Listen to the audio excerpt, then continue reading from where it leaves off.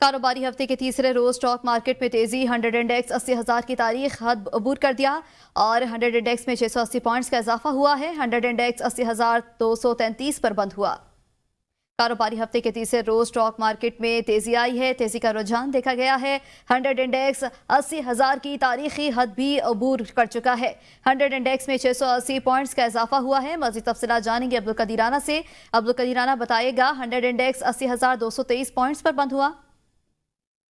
जी बिल्कुल, Pakistan stock exchange में आज जो है जो आगाज हुआ था मुस्बत अंदाज में हुआ और ये तकरीबन इसी मुस्बत ही रहा जब ये क्लोजिंग हुई है मार्केट और तकरीबन 680 पॉइंट्स जो है वो इजाफा देखा गया है 100 इंडेक्स में, जिसके बाद 100 इंडेक्स 80,000 जो पॉइंट है उसकी हद को जो है अबूर कर गया है और ये तारीखी सतह है 80,000 पॉइंट्स।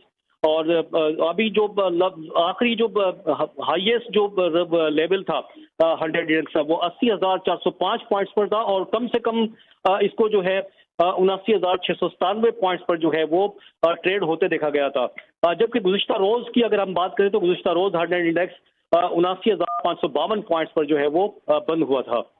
जी बहुत शुक्रिया अब्दुल कदीर राना।